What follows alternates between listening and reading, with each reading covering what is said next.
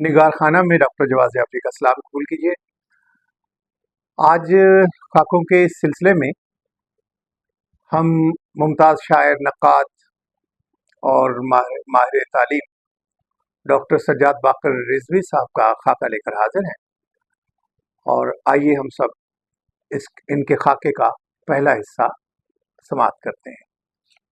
छोटी टांगों पर बड़ा सा धड़, कुशादा पेशानी, मोटे मोटे होंठ, स्याही माइल रंगत, मुतजस्सिस आंखें, पाटदार आवाज़, छोटे छोटे हाथ और उल्टी समत में संवारे गए सफ़ेद बाल। छोटे कद के साथ जब कंधों को झुकाकर चलते तो दोनों तरफ लटके हुए बाजू अजीब सा तासुर पैदा करते, जैसे पाकिस्तानी कौम 20वीं सदी में राइज कौम की किसी तारीफ पर पूरा न उतरती थी।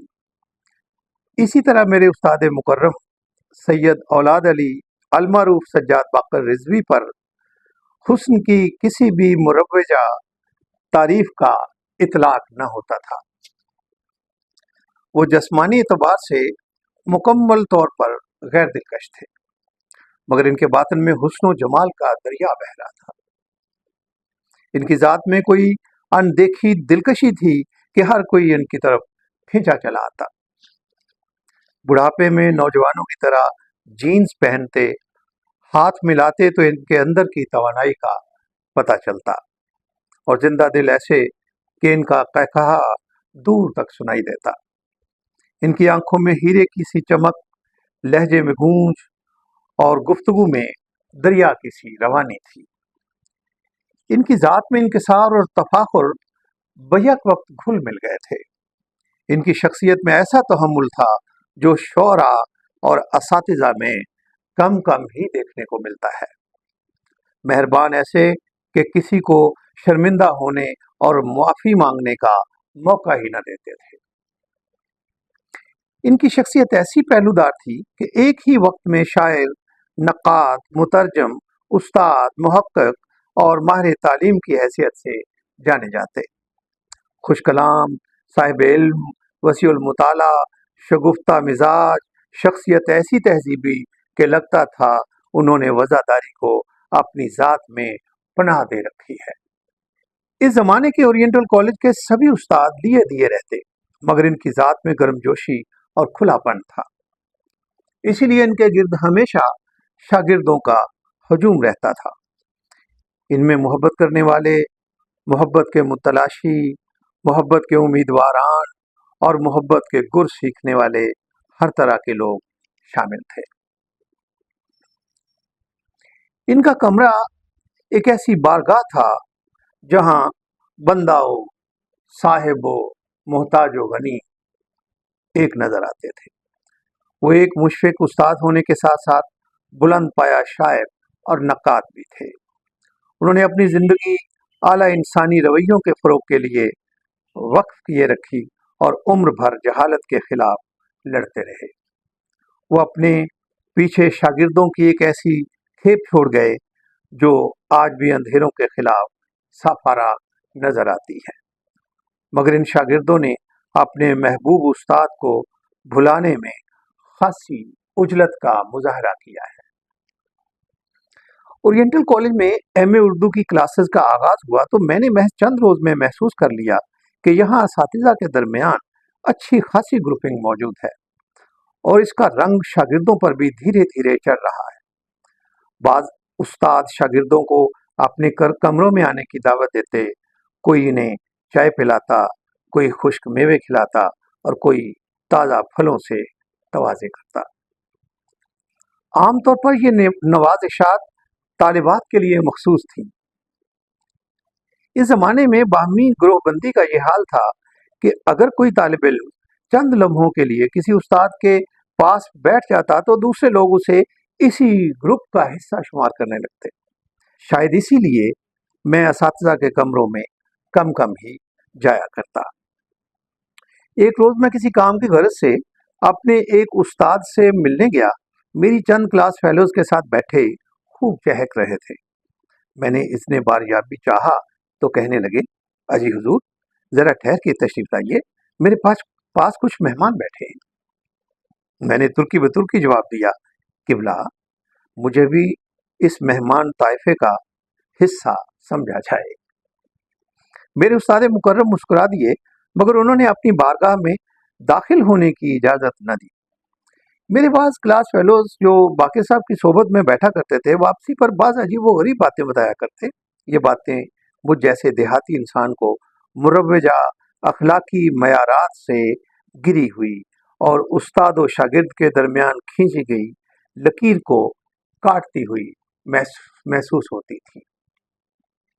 इस ज़माने में ओरिएंटल कॉलेज के शोबा उर्दू से doctor Khwaja Mohammad Zakariya, doctor Tahseen Firaqi, doctor Suhail Ahmed Khan, doctor Rafiuddin Hashmi, doctor Obaidullah Khan, doctor Fakhrul Haq Noori और डॉक्टर सज्जाद बाकर रिजवी जैसे नाबगा हाय रोज़गार वाबस्ता थे। मगर बाकर साहब का अंदाज़ तदरीस सबसे जुदागाना था। मुझे इतराफ़ है कि मैंने अपने तदरीसी करियर में सबसे ज़्यादा फैज़ इन्हीं से उठाया। वो उन एक आध असातिज़ा में से थे जो अपने लेक्चर में तालीम के साथ साथ तरबियत की आमेज़श का भी एहतमाम किया करते थे। क्लासरूम में असातिज़ा के इस्तेमाल के लिए रोस्ट्रम मौजूद था, मगर रोस्ट्रम के दाएं जानिब एक बड़े साइज़ की मेज़ भी पड़ी रहती थी। दीगर असातिज़ा तो रोस्ट्रम पर खड़े होकर लेक्चर दिया करते, मगर बाकर साहब को मैंने कभी रोस्ट्रम इस्तेमाल करते न देखा। यकीनन इसका सबब इनकी कोताह कामती रही होगी। वो इस मेज़ को रोस्ट्रम के मुतबादिल के तौर पर इस्तेमाल किया करते थे। मालूम नहीं इस मेज़ की यहाँ मौजूदगी महज इत्तेफाक थी या फिर बाकर साहब ने इसे इल्तजामन यहाँ रखवाया था। क्लास में दाखिल होकर वो चंद लम्हों तक हमारी नशिस्तों के सामने चहलकदमी करते, फिर उछलकर मेज़ पर चढ़ते और टांगे लटकाकर बैठ जाते। पिछली नशिस्तों से वो एक बच्चे की तरह दिखाई देते, लेकिन जैसे ही वो गुफ्तगू का चिराग रोशन करते तो बड़े बड़े खुशकामतों और खुश गुफ्तारों के दिए बुझने लगते। क्लास खत्म होती तो अपने शागिर्दों के जलाव में अपने कमरे की तरफ चल देते। ये मंजर एक बारात की तरह लगता था। आगे आगे बाकर साहब कंधे झुकाए किसी नौ आरास्ता दूल्हे की तरह चलते और पीछे पीछे इनके बाराती। इन्हें दफ्तर पहुंचाने के बाद बाज लोग वापस आ जाते और कुछ तलबा और तालिबात इनके दफ्तर में रुककर ज़बान व अदब और ज़िंदगी के बारे में अपने फिक्री मुगालते दूर करते। बाज़ औक़ात इनके दफ्तर में बड़े बड़े मशाहिर से मुलाकात हो जाया करती थी। इनके शागिर्द इन पर जान छिड़कते थे। क्लासरूम से निकलते ही शागिर्दों के साथ इनका सलूक मज़ीद दोस्ताना हो जाता था। लड़कियों के साथ तो वो सहेलियों की तरह पेश आते। इनका कमरा हमेशा रेलवे के प्लेटफॉर्म का मंजर पेश करता था। कोई तालिब इल्म की गुत्थी सुलझाने के इंतजार में है, इनका कमरा हमेशा रेलवे के प्लेटफॉर्म का मंजर पेश किया करता। कोई तालिब इल्म की गुत्थी सुलझाने के इंतजार में है, किसी को मोहब्बत में होने वाली पेश रफ्त पर मुशावरत करनी है, किसी को जख्म दिल के लिए मरहम दरकार है, एक साहब इस इंतजार में है कि ज़रा भीड़ छटे तो वो अपनी माली मुश्किलात गोशगुजार करें, और कोई शिकस्ता दिल ऐसे होते कि इन्हें रोने के लिए बाकर साहब के शाने की ज़रूरत होती। और वो हैं कि हर एक की ज़रूरत को बग़ैर बयान किए समझते हैं। इनके कमरे में जो भी चला आता उसे यही महसूस होता कि वो सबसे ज़्यादा तवज्जो इसी पे मज़कूर किए हुए हैं। शागिर्दों के साथ राज़ो न्याज करते वक्त वो उस्ताद से ज़्यादा राज़ों की हिफाजत करने वाली एक दाई नज़र आते। इनकी ज़ात इस फादर की सी थी जिसके सामने हर कोई अपनी गलतियों और गुनाहों का एतराफ़ कर सकता था। लोग इनके सामने अपने मसाइल बिला तकल्लुफ़ बयान करते। वो लोगों के राज़ों की न सिर्फ पर्दापोशी करते बल्कि इनके मसाइल का मकदूर भर हल भी पेश करते। 70 की दिहाई में इनके शागिर्दों में शब्बीर शाहिद भी शामिल था। ये जदीद गज़ल के अहम शोरा में शुमार होता था। इस नौजवान पर वहशत के दौरे पड़ते थे وہ نہ صرف ہمہ وقت اداس رہتا بلکہ اندیشہ تھا کہ کہیں وہ خودکشی نہ کر لے۔ اس اندیشے کے پیش نظر باقر صاحب اسے بہت توجہ دیتے اور تا دیر اسے اپنے کمرے میں بٹھائے رکھتے اور طرح طرح سے اس کی حوصلہ افزائی کیا کرتے۔ اس کے باوجود شبیر شاید ایک روز ایسا غائب ہوا کہ کبھی واپس نہ آیا۔ باقر صاحب کئی برس تک اس کا انتظار کرتے رہے۔ وہ اپنے شاگردوں کی نوکریوں کے لیے کوشاں رہتے، بعض کی شادیوں کی فکر انہیں ستائے رکھتی۔ محبتوں سے لے کر شادیوں تک وہ اپنے شاگردوں کی ضرورتوں کا خیال رکھتے، مہربان ایسے کہ ان کے مخالفین بھی دل جوئی کے لیے انہی سے رجوع کرتے۔ وہ دوستوں اور دشمنوں پر یکساں احسانات کرتے چلے جاتے تھے۔ ان کے کمرے کی فضا دیکھ کر لگتا تھا کہ یہ استاد کا کمرہ نہیں بلکہ وہ سنیما ہاؤس ہے جہاں انگریزی فلموں کے درمیان ٹوٹے چلتے ہیں۔ یہاں ہر وقت کھڑکی توڑ رش لگا رہتا۔ بظاہر وہ کمرے میں بیٹھے ہوتے مگر کالج کے کس کونے میں کیا ہو رہا ہے انہیں ہر بات کی خبر ہوتی تھی۔ میرے ایک کلاس فیلو کا عشق ناکام ہوا تو اس پر ڈپریشن کا حملہ ہوا۔ باقر صاحب سے رجوع کیا گیا تو انہوں نے جنسی تسکین کے لیے ایک ایسا مشورہ دیا کہ میں دنگ رہ گیا۔ میں نے ان کے کمرے کی طرف جانا چھوڑ دیا مگر آج پلوں کے نیچے سے بہت سا پانی بہہ جانے کے بعد میں سوچتا ہوں کہ پنجاب یونیورسٹی کے بیمار ماحول میں وہ ہماری زندگیوں کے لیے کس قدر ناگزیر تھے۔ جن لوگوں نے ضیاء الحق کے زمانے کی پنجاب یونیورسٹی کو اندر سے دیکھا ہے وہ جانتے ہیں کہ اس گھٹن اور تعفن زدہ ماحول میں باقر صاحب اس اکلوتی کھڑکی کی مانند تھے جو روشنی اور تازہ ہوا کی طرف کھلتی تھی۔ جس طرح گاڑی کی الائنمنٹ خراب ہو جائے تو اس کا توازن بگڑ جاتا ہے، اگر یہی عمل چارپائی کے ساتھ ہو تو وہ بھی ٹیڑھی ہو جاتی ہے۔ یہ خرابی بہت سے لوگوں کی شخصیت میں بھی دار آتی ہے۔ ایسے شخص کو وہ فوراً نشان زد کر لیتے اور چند ہی ملاقاتوں میں اس کی چولے کس دیتے۔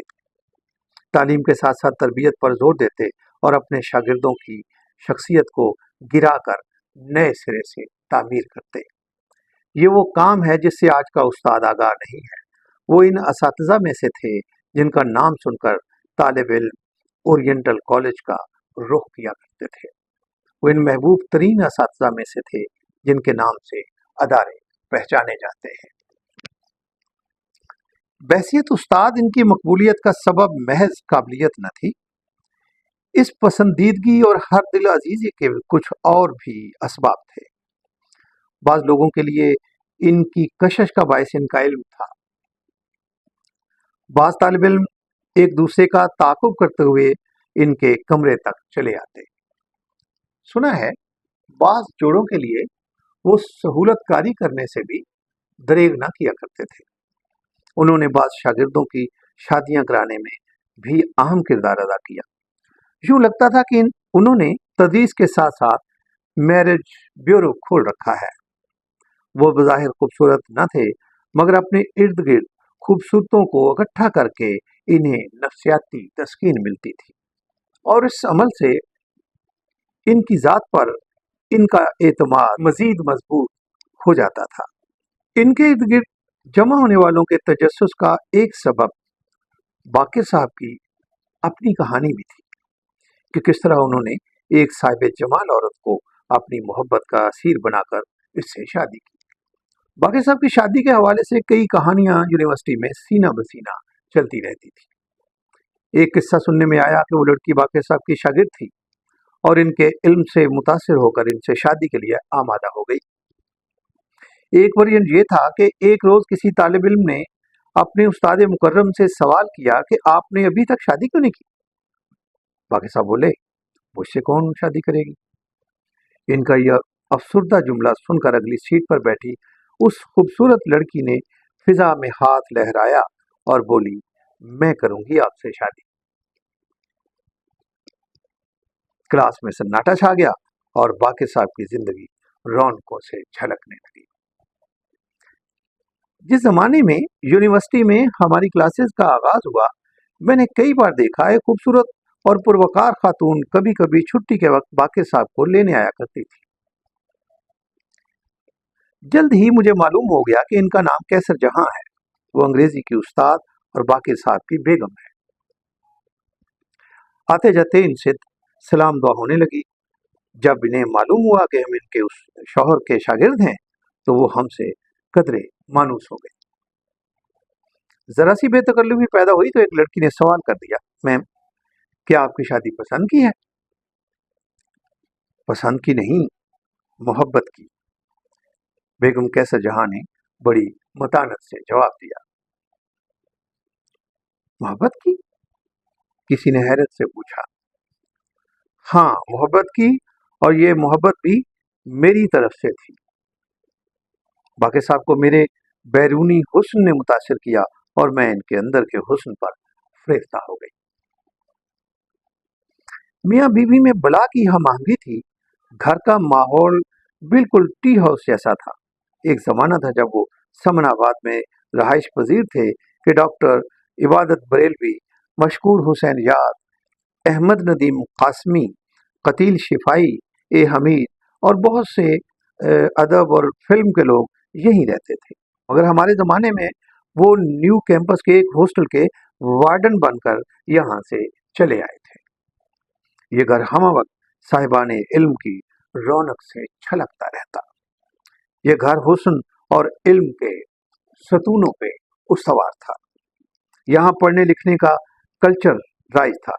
लोग मुसलसल आ जा रहे हैं, इल्मी अदबी मुबाहस चल रहे हैं, फलसफियाना नुक्ते उठाए जा रहे हैं।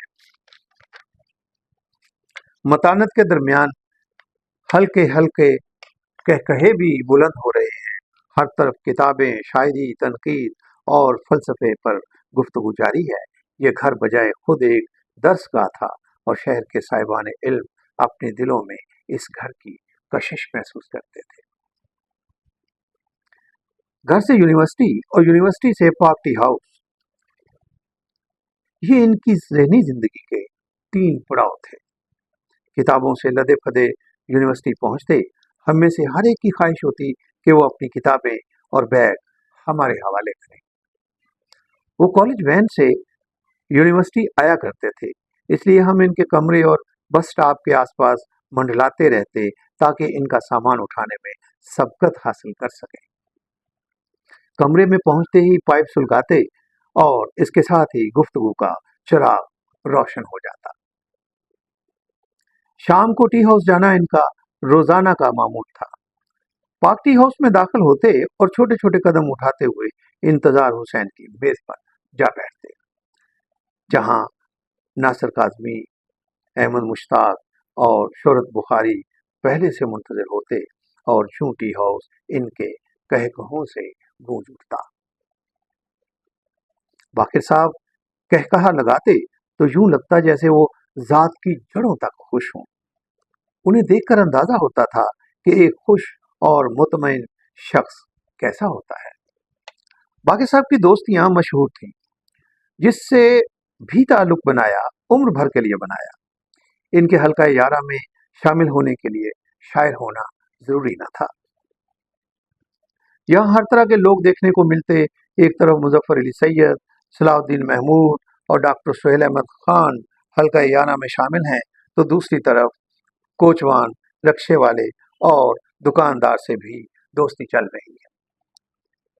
शागिर्दों की खबरगिरी और खुफिया तरीके से लोगों की कफालत की जिम्मेदारियां निभा रहे हैं। शागिर्दों से बेतकल्लुफी का ये आलम था कि बाज़ औक़ात को हंसी मजाक के दौरान तेजो शोख जुमले कस देते, मगर बाकर साहब हैं कि बुरा मानने की बजाय मुसलसल हंसे चले जा रहे हैं। अपने बारे में कहे गए शागिर्दों के मामूली जुमलों को मजीद तराश कर इन्हें शागिर्दों से मंसूब कर देते और मजे ले लेकर दोस्तों को सुनाया करते। ज़ियाउल हक के जमाने में खुफिया वालों ने हस्बे मामूल टी हाउस का घेराव कर रखा था और वो हर तरक्की पसंद अदीब के मामूलात पर नजर रखे हुए थे। ऐसा ही एक जासूस बाके साहब का भी ताकुब किया करता था। ये शख्स बाके साहब के साथ वाली मेज पर बैठा रहता, इनकी गुफ्तगू पर कान और मिलने वालों पर नजर रखता। अगर बाके साहब टी हाउस से बाहर जाते तो वो शख्स इनका पीछा किया करता। एक रोज बाके साहब अचानक टी हाउस से उठे, सड़क पर जाकर रिक्शा रोका और नामालूम मंजिल की तरफ रवाना हो गए। खुफिया वाला बाके साहब की इस गैर मुतवक्के नकलो हरकत पर घबरा गया। वो भी तेजी से बाहर निकला, इधर उधर देखा, मगर कोई रक्षा नजर ना आया। वो नहायत परेशानी के आलम में रक्षा तलाश कर रहा था कि अचानक एक रक्षा इसके करीब आकर रुका। बाके साहब ने दरवाजा खोला और बोले, आओ, तुम्हें मैं छोड़ देता। इसकी परेशानी खजालत में बदल गई। टी हाउस के बाहर खड़े अदीब ये मंजर देख रहे थे, मगर बाकर साहब सबको हैरान और परेशान छोड़कर खुफिया वाले के हमरा रवाना हो गए। अगले रोज लोगों ने टी हाउस में एक हैरान कुन मंजर देखा कि बाकर साहब और खुफिया वाला एक ही मेज पर बैठे चाय के दौरान कहकहेला लगा रहे थे। बाकर साहब ने खुफिया वाले को भी अपने हल्का यारा में शामिल कर लिया था।